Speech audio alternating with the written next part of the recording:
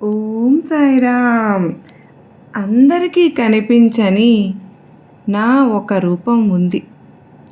ఆ రూపం కళ్ళతో కనిపించదు, మనసుతో మాత్రమే అనుభవించగలుగుతావు.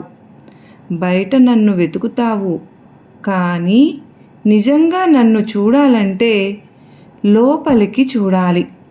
ధ్యానం చెయ్యి, ప్రశాంతంగా కూర్చో, నీ శ్వాసను గమనించు. ఆ నిశ్శబ్దంలో నేను కనిపిస్తాను. నేను నీతోనే ఉంటాను. నువ్వు అనుకున్న పని జరగడం లేదని ఎందుకమ్మా దిగులు పడుతూ ఉన్నావు? నువ్వు ఎదుర్కొంటున్నటువంటి ప్రతి కష్టము నీకు కనపడకుండా నీ కర్మను తగ్గించేస్తుంది.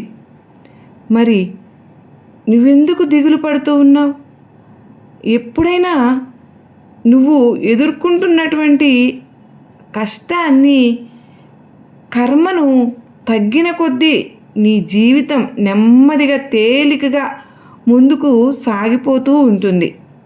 అప్పుడు నువ్వు అనుకున్నది సహజంగా నీ వైపే వస్తూ ఉంటుంది. నువ్వు చేయవలసింది మాత్రం ఒక్కటే.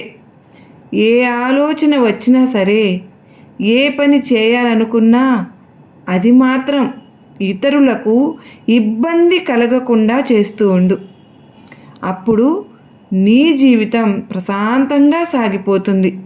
నేనున్నాను కదా నీ తోడుగా. మనసులో ఎంత దైవభక్తి ఉన్నా సరే, ఎన్ని పూజలు చేసినా సరే, అవతలి వారి కష్టాన్ని నీ కష్టంగా గనుక అనుకోలేదనుకో, ఏమి ఉపయోగం చెప్పు? నాకు ఏమి కావాలో నీకు తెలుసా? నీ హృదయం ప్రశాంతంగా ఉండటమే. ఇతరుల బాధను అనుభవించగలిగితే అదే నిజమైనటువంటి భక్తి. ఇతరులతో ప్రేమగా మంచిగా ఉండగలిగితే అదేనమ్మా నాకు నువ్వు చేసే పూజ. నువ్వు స్వార్థం లేకుండా చూపించేటటువంటి ప్రతి ప్రేమలోనూ నేను ఉంటానని గుర్తుపెట్టుకో. నీకు ఏదో ఒకటి మరొకటి సమస్యగా మారుతూ ఉంది కదా. ఎక్కడ చూసినా ఏదో ఒక లోపం కనిపిస్తూ ఉంది. ఎందుకో తెలుసా? జీవితం సముద్రపు అలల లాంటిది. ఒకటి తగ్గితే మరొకటి వస్తూనే ఉంటుంది.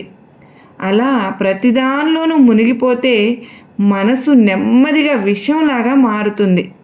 శాంతంగా బ్రతకటం నేర్చుకో.